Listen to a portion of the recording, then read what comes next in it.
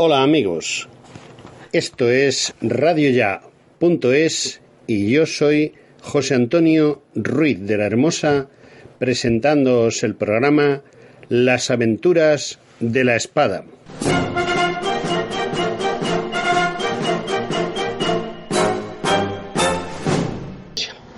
José Antonio de la Iglesia es un hombre excepcionalmente preparado y culto para el trabajo que hace, porque es militar retirado. Parece ser que es que yo tengo un especial gancho para este tipo de escritores.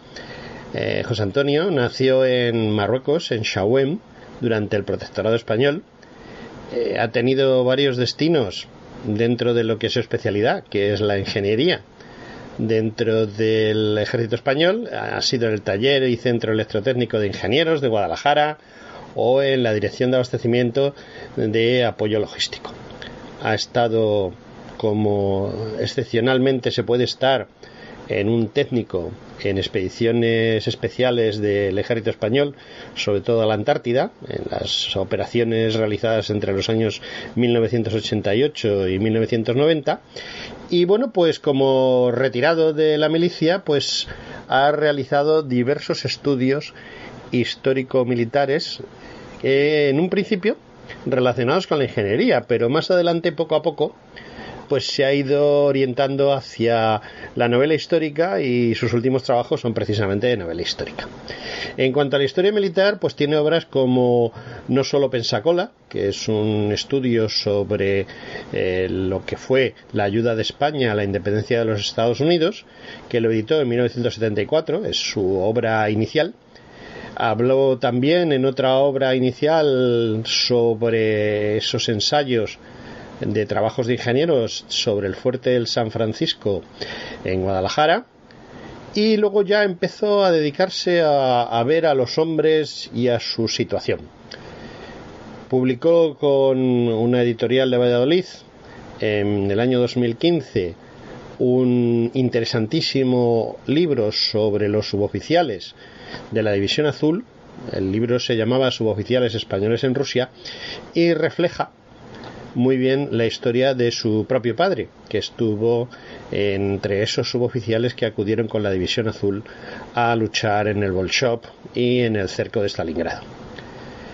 Ha escrito también otro interesante libro sobre precisamente el diario de guerra de su propio padre, el sargento de infantería don José de la Iglesia Parras, y lo publicó por la editorial de Librum Tremens en el año 2013, y se han hecho 3 ediciones en total, lo que indica que el libro ha interesado bastante en cuanto a su contenido en las personas que le gustan estas cosas.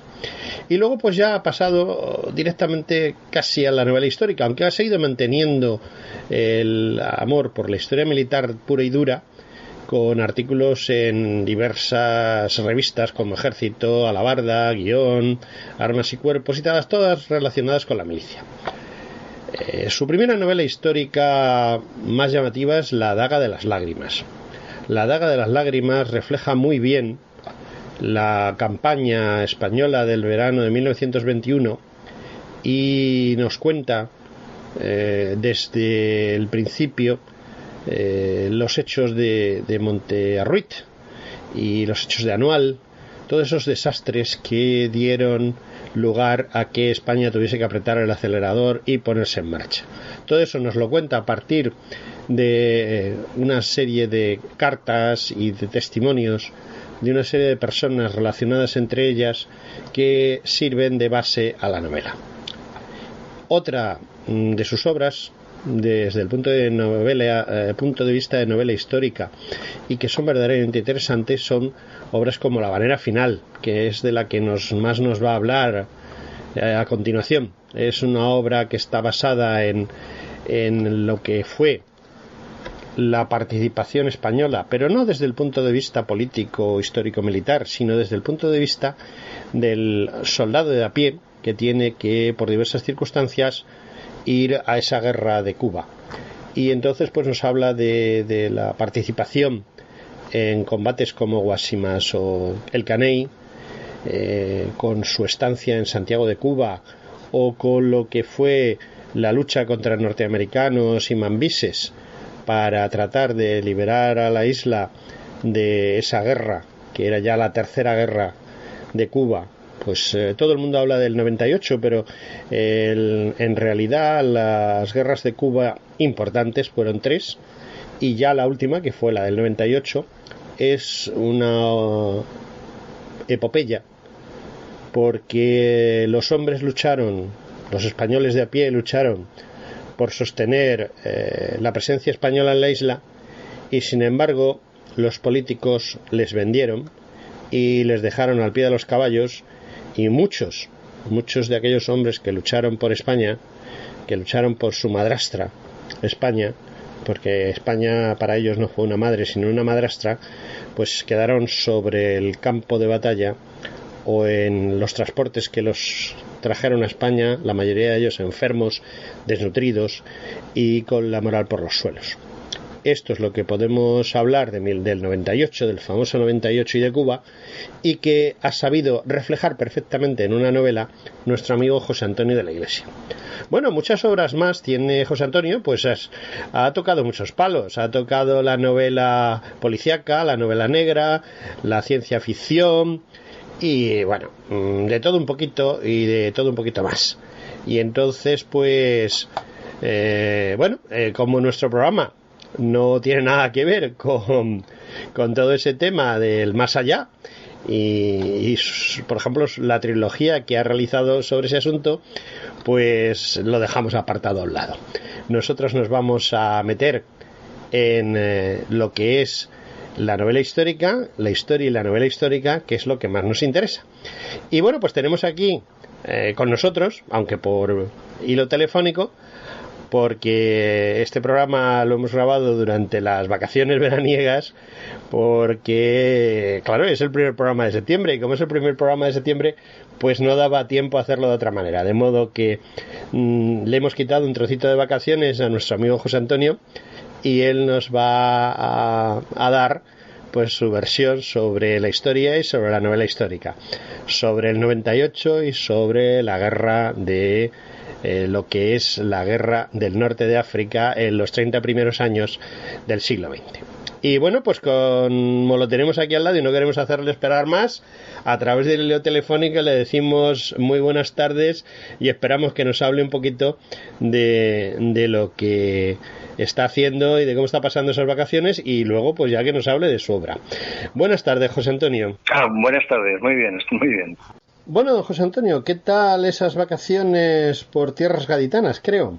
Bueno, pues aquí estamos, entre el viento de poniente de Cádiz y el viento de Levante, buscando un hueco entre los dos para poder pasar un día de playa. Bueno, pues vamos a entrar ya directamente en materia y vamos a hablar en un principio de sus dos primeros libros, No solo Pensacola y El Fuerte San Francisco. ¿Qué podemos hablar de ello? Ese que has comentado sobre Pensacola, no solo fue Pensacola, fue un ensayo, más que un libro, un ensayo, en el que yo quería buscar todos los puntos y toda la documentación correspondiente al empleo de soldados españoles en la independencia norteamericana, tanto a su empleo como al desempeño puesto por sus oficiales, y también el desempeño en contrapuesto pues por el virrey de Cuba y el gobernador de Cuba, el apoyo del virrey de la Nueva España y los encuentros que entre los mismos gobernadores españoles hubo, unos para favorecer y otros para evitar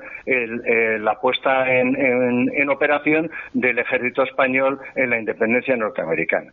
Por lo que nosotros sabemos, usted ha estado muy interesado en todo lo referente a los ingenieros militares y a su desarrollo desde el siglo XVIII, época en la que fundamentalmente durante el reinado de Carlos III se proyectó y se puso en marcha el que sería luego el cuerpo de ingenieros, sobre todo el cuerpo de ingenieros de armamento y construcción, pero vamos, el cuerpo de ingenieros en general.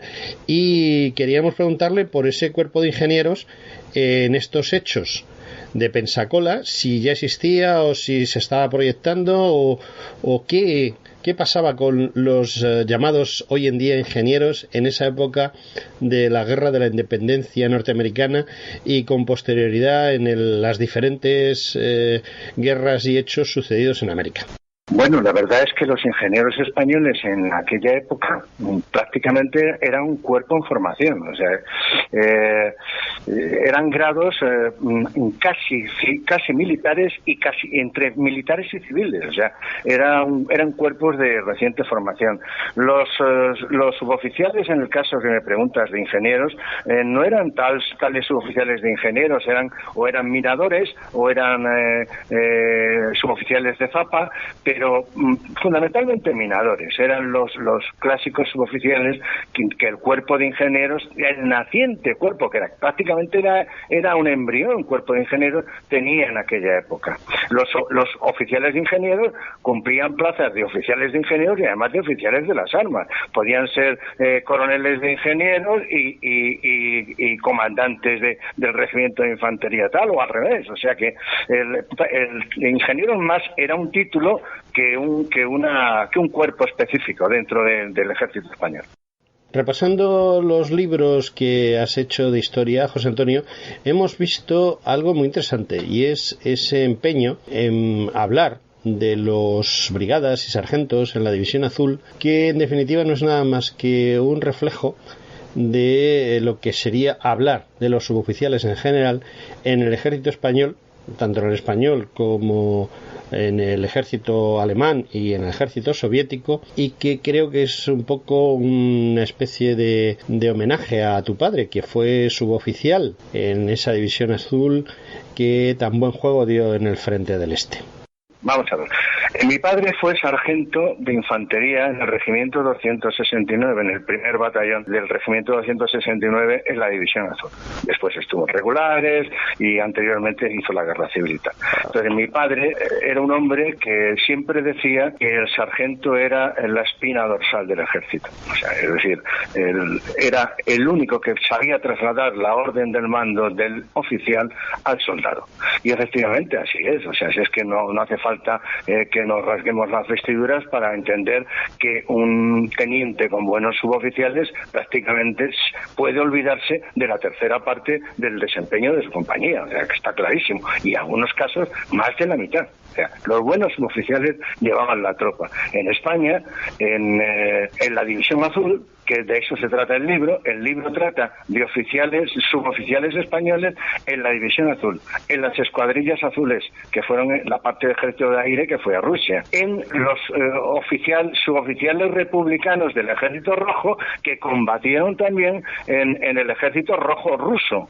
Entonces, con todos esos tipos de empeño de tanto republicanos en el ejército rojo como suboficiales en la aviación española, vamos a decir, para que entiendan los no versados, en la aviación nacional, los marinos que fueron aproximadamente 160 marinos, entre ellos unos cuantos suboficiales que fueron precisamente a hacer unos cursos y llegaron a combatir en los buques de la Armada alemana contra el tráfico marítimo soviético, que eso es una de las cosas que tampoco se sabe muy bien.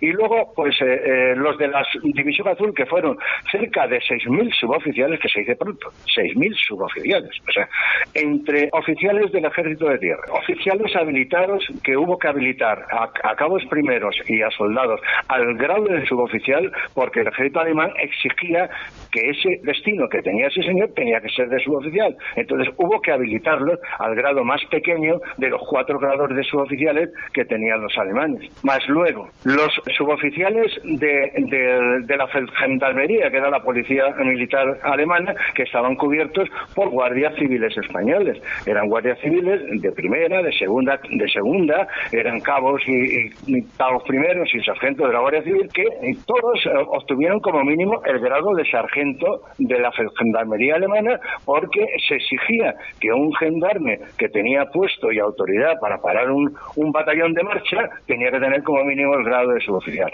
Y así era el reglamento alemán, y hubo que adaptar nuestro ejército al reglamento alemán. Total, en Rusia combatieron en la División Azul aproximadamente unos 6.000 suboficiales. Nos estás hablando de esos suboficiales que combatieron en Rusia y no nos has respondido a parte de la pregunta. Y es que creo que tu padre fue uno de esos suboficiales, don José Antonio de la Iglesia, fue uno de esos suboficiales que combatió con la División Azul y que pasó esos largos inviernos soviéticos que por desgracia tuvieron que sufrir nuestros héroes en el frente del este, en la zona de Leningrado y del Bolshov. Mi padre estuvo desde el principio, desde julio del 41 hasta marzo del 43. O sea, estuvo toda la campaña del Bolshov, toda la campaña de Leningrado prácticamente hasta después de la batalla de Krasnivor y luego en marzo, que fue el 10 de febrero, la batalla de Krasnivor, y en marzo, ya el 1 de marzo, embarcó con su batallón de regreso hacia España. Él estaba ya desarmado totalmente en el batallón de repatriación, que era el 10º, estaba en Villarrelevo, que los españoles llamaban Villarrelevo, estaba ya preparado para venirse a España cuando los rusos iniciaron el ataque contra los españoles al regimiento 262 en Krasnivor. Como un regimiento español malamente podría ponerse a 4 o 5 divisiones rusas, pues hubo que recoger todas las reservas posibles. Y entre las reservas fue el batallón de repatriación, que ya estaba desarmado, que hubo que volverle a habilitar para ir al frente otra vez. Y ahí le toca a mi padre también. Cuando terminó los combates de Krasnivor, entonces volvieron a reorganizar el 10º batallón de repatriación y volvió para España. Don José Antonio, dejamos atrás la historia pura y dura y entramos en lo que parece ser el futuro de la historia con José Antonio de la Iglesia. Estamos hablando de la historia novelada o la novela histórica, aunque creo que para ti es más la historia novelada. La daga de las lágrimas es quizá el primer exponente de ese nuevo apartado, de esa nueva forma de entender la historia que tiene el autor y que está dedicada a un convulso periodo como es el de Anual, Montearruit, el que es básico en la idea que España tiene del norte de África y que tiene de lo que fue el protectorado español en ese norte de África. ¿Qué nos puedes contar de cómo has llegado a esa nueva faceta de la novela o de novelar la historia? No de crear una novela histórica, sino el de novelar una historia real, buscando acercar al lector a una realidad que es más importante de lo que podemos pensar simplemente al ver tu libro. Pues es una historia doble, es una historia metida dentro de otra historia, es decir, es como una burbuja de una trama histórica metido dentro de una historia real. A mí me gusta hacer, normalmente la novela histórica me gusta hacerla así, es decir, yo como amante de la historia me dedicaba a hacer libros históricos, pero los libros históricos ya se sabe que llega a muy poca gente, es decir, tiene que ser gente muy especializada en la lectura histórica para que quieran adquirir un libro y otro y mantener, por ejemplo, una trilogía completa de una serie de libros de un tema o de varios temas, ¿no? El problema estaba en eso. Entonces yo pensé un día, me gusta leer novela histórica cuando tiene un fundamento histórico fuerte, es decir, con buena documentación. Entonces yo pensé, bueno, ¿y si escribo una historia real novelada? Es decir, yo escribo una historia real, la novelo, le meto 3 o 4, siempre cuento lo mismo porque además es que así es como lo sentí y así es como lo siento. Meto 3 o 4 protagonistas ficticios con una trama que los una de forma ficticia, de una pequeña trama, un pequeño argumento ficticio, y todo eso lo englobo dentro de una verdadera trama histórica totalmente real. Entonces, la daga de las lágrimas tiene esas dos partes, una historia de una familia dividida desde 1909 en África y que tiene dos ramas, una en España y otra en Francia, y se tienen que unir porque no conocían su existencia. Cuando se entera una de las ramas que existe otra, quieren unirse. Entonces la novela es la forma en que se unen las dos familias, una tradicional española y la otra tradicional francesa. Entonces, ¿cómo se unen esas dos familias? Pues hay choques entre jóvenes, es muy divertido porque son jóvenes que están haciendo el Erasmus en París, es muy divertido, la novela es muy divertida en esa parte, pero entre ellos van leyendo leyendo las cartas que escribía su antepasado común. Este antepasado común es un comandante de caballería que murió en Monte Arruy. Entonces, en la novela, en la trama, este comandante de caballería estaba de enlace del jefe del protectorado español con las tribus bereberes. Entonces, la documentación que este hombre va enviando a sus jefes de lo que va a pasar y de lo que está viendo, y la forma en que sus jefes, porque consta en el informe de Picasso, claro, le van diciendo que eso es cosa del Estado Mayor, que eso es cosa del Estado Mayor, desde luego causa risa. Y luego viene pues todo el follón. Él cuenta pues todo lo que pasó en Anual, todo lo que pasó en Daldrius, en Monte Arruy, en Celuán. O sea, lo va contando según le van llegando a él los partes que va leyendo, lo va contando y lo va escribiendo para su familia. Y claro, en realidad yo no llegué a leerme los 1.600, 1.700 folios del informe de Picasso, pero sí leí el apartado para los fiscales, que era aproximadamente unos 900 folios. Me lo leí entero, porque además no tiene desperdicio. O sea, las opiniones del informe de Picasso no tienen desperdicio. O sea, ahí se ve tanto el interés de mucha gente en tapar todo lo que sucedió, como el propio interés del reino en salvar a un montón de amigos. Es decir, en el mismo informe de Picasso se traslada la verdadera ignominia de lo que sucede, de cuál fue la causa por la que sucedió aquello. El no querer construir el ferrocarril por querer darle el dinero a Tetuán y Sauen, el ferrocarril, que era un ferrocarril primero mineral, pero que tenía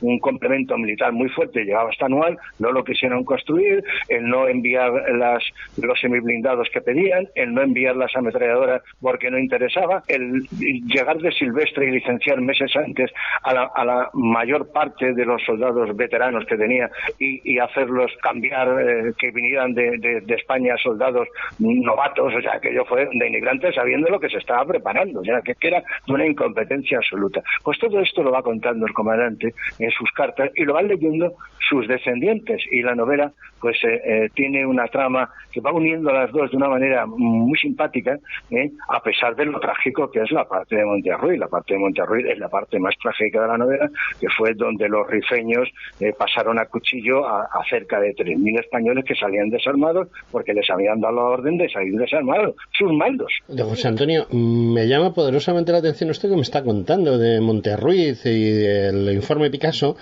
porque normalmente no se habla con tanta facilidad de cuáles fueron los auténticos causantes y las auténticas causas de aquellos desastres. Y lo que veo es que usted ha hecho un profundo estudio y nos está contando aquí en primera persona qué es lo que pasó y cuáles las circunstancias que llevaron a esa situación. Y que los rifeños los iban a llevar hasta Melilla. Mentira, se los cargaron a pasar una cuchilla.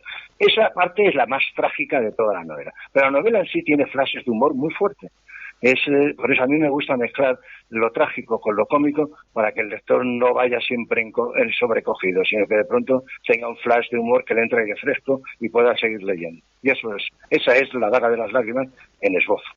Su otra gran novela histórica es La habanera final. La habanera final es una obra que me ha llamado poderosamente la atención, en el sentido de que cuenta de una forma muy muy realista acciones en la propia Cuba, acciones que tuvieron lugar durante la guerra del 98, y también nos cuenta la historia personal de alguien que no puede evitar ir a la guerra. Lo cierto es que el sistema de quintas que existía en España en esa época hacía que 1 de cada 5 soldados fuese a la guerra. Y una manera de evitar el ir a morir a Cuba o a Filipinas o a cualquier otro lugar donde se planteaba a corto espacio de tiempo una guerra, primero contra los insurrectos que querían separar a España de esas provincias como eran Filipinas o Cuba, porque no eran colonias, eran provincias. Sobre todo Cuba era prácticamente exactamente igual que Guadalajara o que Barcelona, o sea, un lugar donde por primera vez se construyó el ferrocarril, el primer ferrocarril español se construyó en Cuba, no se construyó en la península, y donde existían una serie de ventajas, incluso económicas, que permitían que los españoles residentes en la provincia de Cuba tuviesen incluso un mejor nivel de vida que lo pudieran tener en cualquier otra provincia española.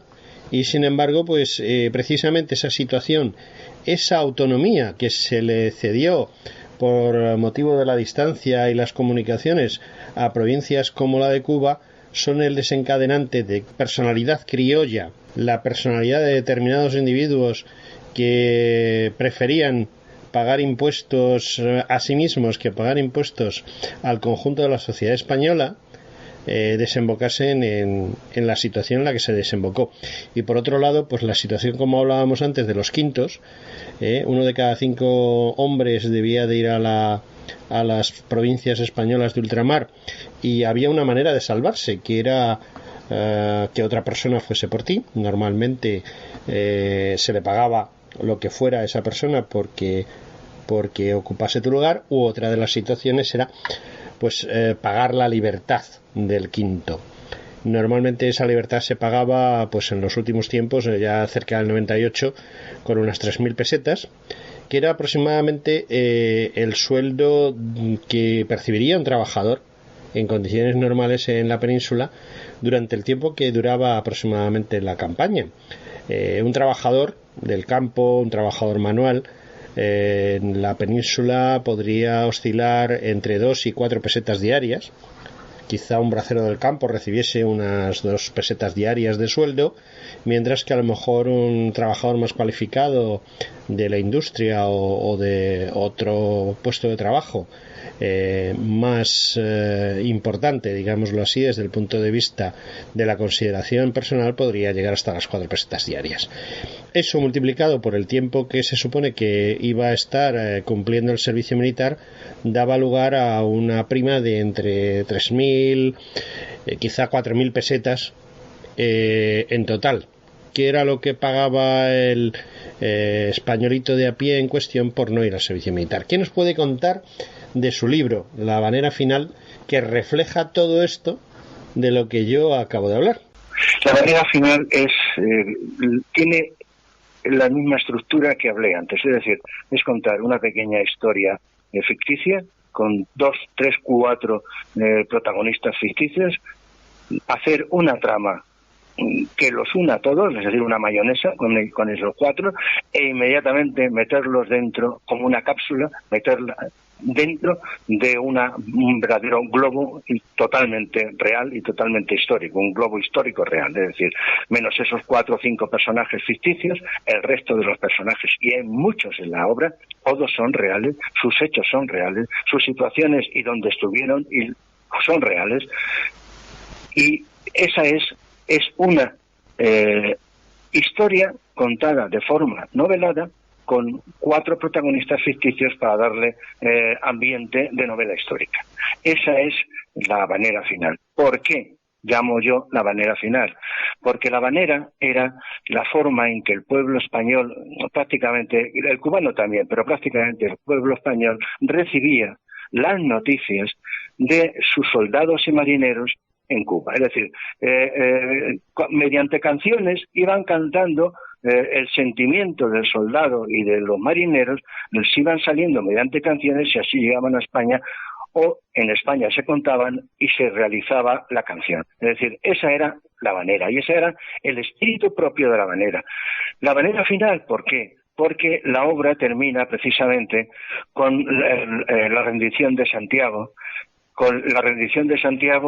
y que trajo consigo toda la rendición de todo Oriente y a continuación, un mes después, prácticamente todo Cuba.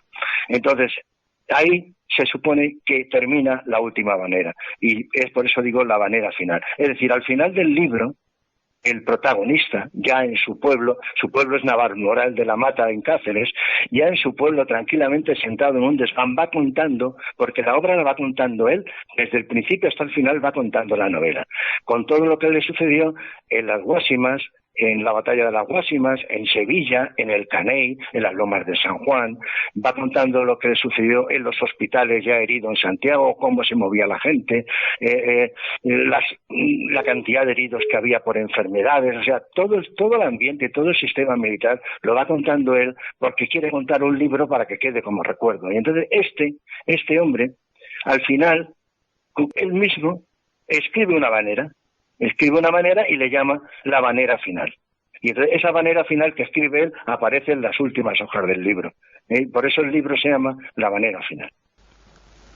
Alonso Cortés era el ahijado de un gran potentado, un gran latifundista de la zona de Cáceres, de la zona de Navalmoral, desde Navalmoral hasta arriba, hasta la Vera. Y este hombre pues tiene un desliz con la hija de su padrino. Curiosa la obra La manera final, porque en resumen es la historia de una persona muy curiosa, porque el protagonista es un hombre culto, formado, con un nivel de vida verdaderamente alto, digámoslo así, y que en un momento dado, supongo que estaría previsto que este hombre no fuese precisamente a esa guerra de Cuba o a la de Filipinas o cualquier otra, y que se libraría dentro del sistema de quintas pagando su correspondiente dinero y siendo sustituido por otra persona.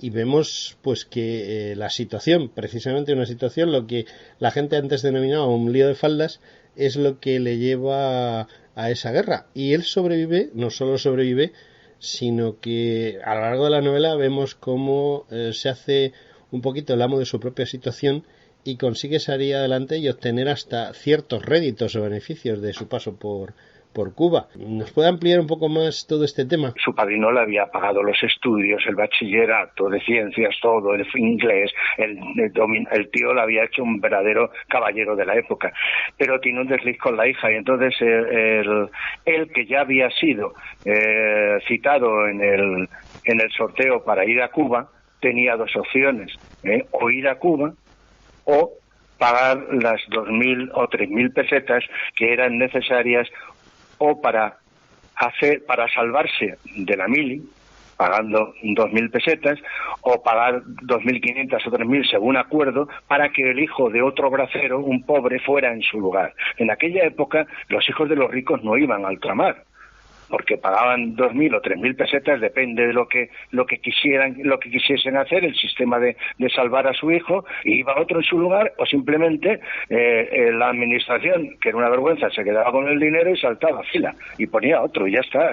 Las cosas eran como eran. Por eso, el ejército español de ultramar, quitando algunos voluntarios, pues oye, muy patriotas, o muy lanzados, o que amaban mucho la aventura, que iban por su cuenta, que iban y no querían librarse, el resto de las personas que tenían un cierto potencial económico no iban, mandaban a otro en su lugar, normalmente era un pobre, y a la familia le daban una cantidad de dinero para, como se llamaba, como cambio de sangre, o alistamiento de sangre, o cuota de sangre, o como la quisieran llamar en aquella época. Y esa era la verdadera. ¿Por qué este hombre tuvo que ir? Tuvo que ir porque su padrino se enfadó con él y no le pagó la cuota que se suponía que le tenía que haber pagado.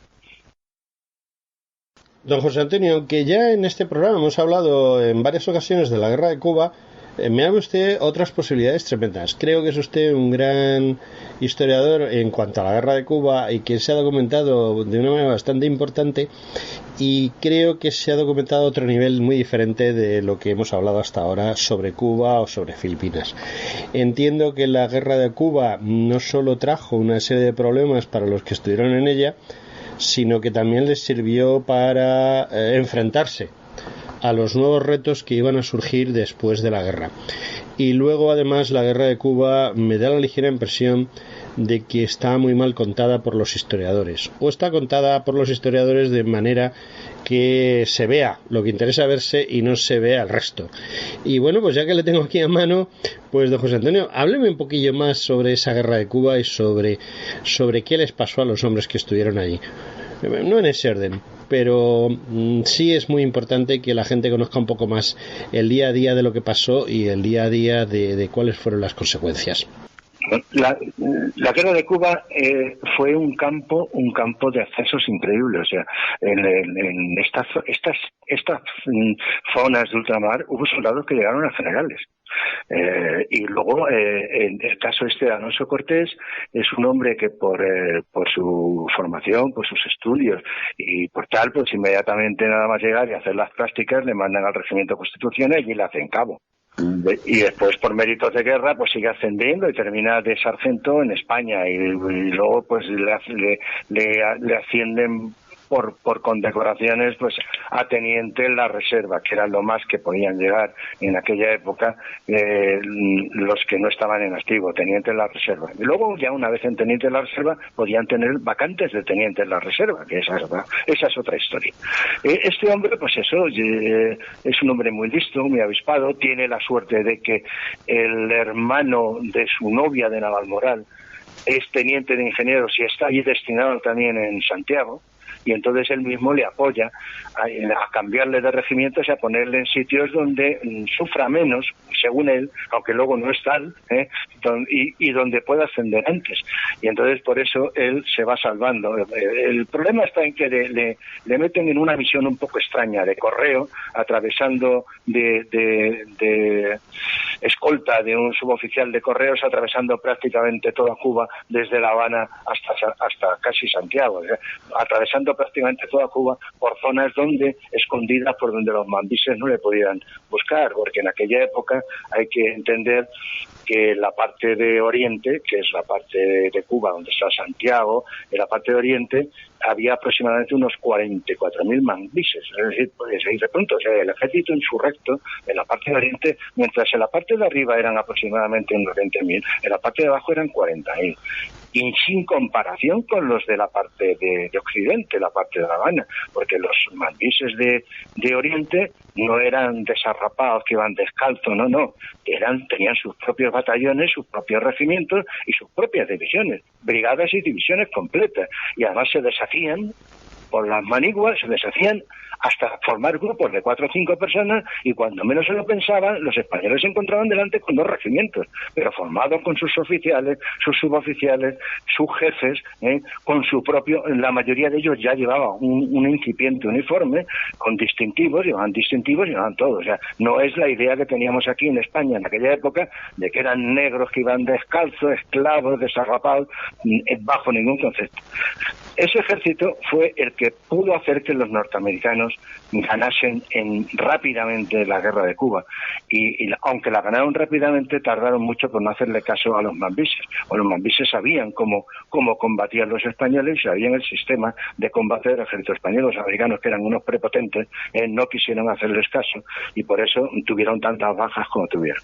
Hablando de esa guerra de Cuba, quisiera que me precisase un poquito más sobre esas fuerzas antagonistas, porque no solo había un ejército mambís bastante bien conformado desde las informaciones que tenemos, un ejército dotado principalmente de soldados mambises de origen de Santo Domingo y mandos muy capacitados y muy preparados dentro del ejército cubano, que luchaba contra España, y luego además el ejército norteamericano desplazó al teatro de operaciones, es decir, a la guerra de Cuba, unas fuerzas importantes que quizá eran más importantes sobre el papel, pero que a la hora de la verdad no supieron estar o no supieron demostrar la situación verdadera que eran capaces de hacer, y quizá el motivo por el cual ganaron la guerra no fue por su capacidad maravillosa, sino porque alguien quería que perdiésemos la guerra, y no en el bando contrario, sino en nuestro propio bando.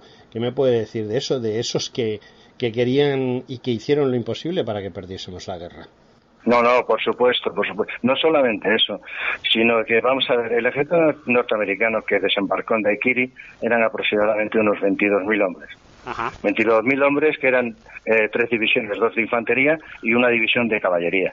La división de caballería no es que fueran dragones a caballos. Estaba el regimiento Rough Rider, el primero de caballería, el 10º de caballería. Había varios regimientos de caballería en condiciones, es decir, caballería de la buena, y luego había 2 regimientos de caballería, de voluntarios de caballería. Uno era de Buffalo Soldier, de soldados negros, y el otro era el Rough Rider que montó el presidente Roosevelt, el que fue luego presidente Roosevelt, en aquella época teniente coronel del primer regimiento de voluntarios de caballería. ¿Por qué no llevaron caballos? Porque en Tampa, cuando empezaron a montar toda la instalación, todos los equipos, todo el material en los embarcaderos de Tampa, cuando llegaron los caballos no había barcos para meterlos. Entonces, ¿qué resultó? Pues que desembarcaron aproximadamente unos 2.000 o 3.000 caballos. y luego tuvieron que embarcar en otro barco otros 3.000 caballos que les habían prometido precisamente a Calixto García, al jefe Mambí de Oriente. ¿Qué pasó? Pues que solamente cuando desembarcaron, al desembarcar, era difícil desembarcar caballos, de esos caballos que llevaban, aproximadamente unos 300 se le murieron, porque los echaron al agua para que llegaran nadando. Entonces, 300 de ellos se les murieron. ¿Qué pasó? Pues que en realidad los caballos los llevaban los generales, los oficiales, los jefes y algún que otro oficial. El resto no tenían más remedio que ir a pie. Eso, para un regimiento de caballería de los americanos, de los que salen en las películas, ponerlos de pronto a andar de pie, a subir las cuestas del Caney, donde tuvieron el mayor desastre, las fuerzas del Caney. El Caney es una de las batallas españolas que merece estar como relumbrón dentro de toda la historia militar española. En el Caney había 564 hombres españoles, mandados por el general Vara del Rey. Enfrente se presentó el general Lapton, con 9.000 hombres y 300 mambises. Había prometido a su jefe de cuerpo de ejército, al general Shafter, que tomaría el Caney en 2 horas y que en la tercera hora estaría apoyándole en las lomas de San Juan, y tuvo que retrasar 10 horas porque el Caney aguantó 10 horas. Sin cañones.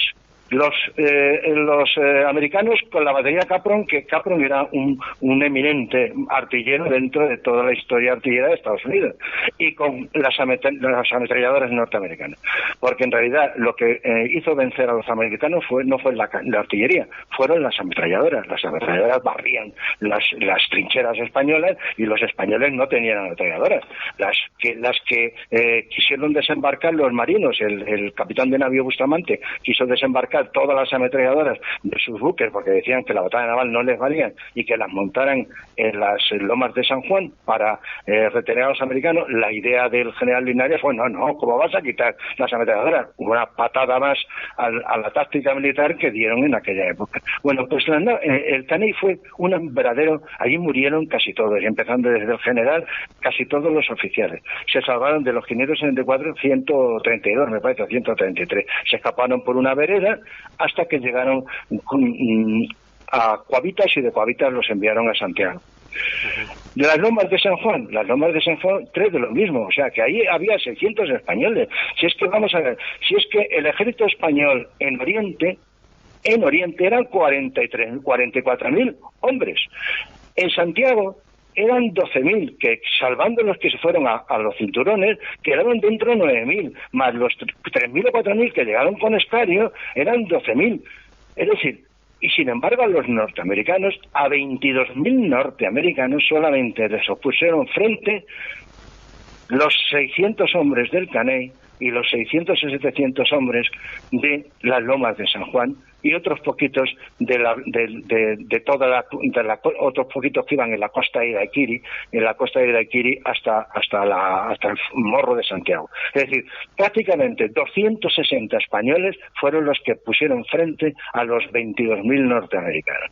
Eso nos da la idea del interés que tenía España o sus mandos militares de allí en salvar la isla. En este mismo programa, hace unas semanas, estuvimos hablando de todo esto que usted me comenta, de la desafortunada campaña en una parte de la isla y la inactividad en otra parte de la isla.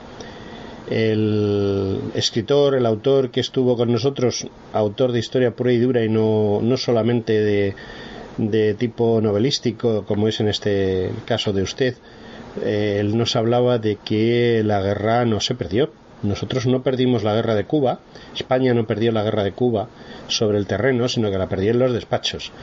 Y de hecho nos hablaba de que los mandos españoles, los altos mandos a nivel de generales y los políticos que mandaban a esos generales hicieron diversas cosas que no entraban dentro de lo normal. Y de hecho él comentaba que tanto los americanos estaban sorprendidos de la situación, los generales norteamericanos que desconocían lo que había entre bastidores, y también otros países europeos, los políticos y los militares de otros países europeos no entendían absolutamente nada de lo que estaba pasando en Cuba.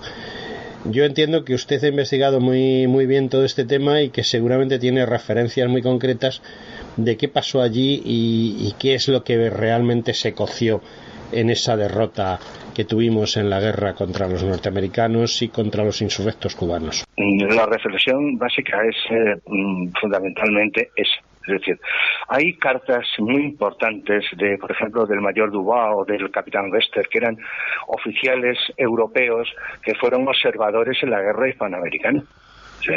Y tal como tales observadores hacen sus informes para sus cancillerías y para tal. El capitán Wester, que era un capitán sueco, dice verdaderas barbaridades de la administración española. Es decir, ¿cómo es posible que si 564 hombres han sido capaces de detener sin artillería, detener durante 10 horas a una división norteamericana, los 22.000 o 23.000 hombres que había en Santiago no hayan sabido o no hayan querido o no les hayan dejado hacer frente a las 3 divisiones norteamericanas, porque según dice él, todavía estarían nadando para llegar a Miami? Entonces, él lo dice textualmente.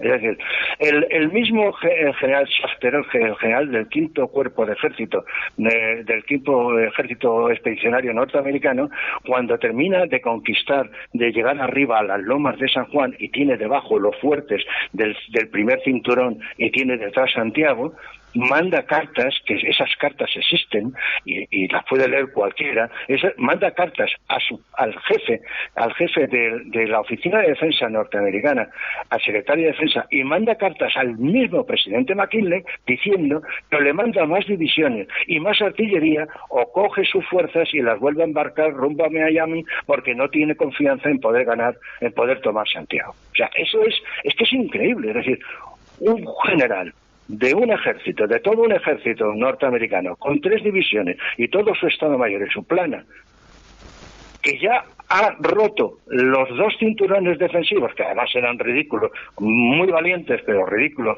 potencialmente hablando, y llega ya a dominar Santiago, diga a su jefe que no se ve con fuerzas para conquistar la ciudad.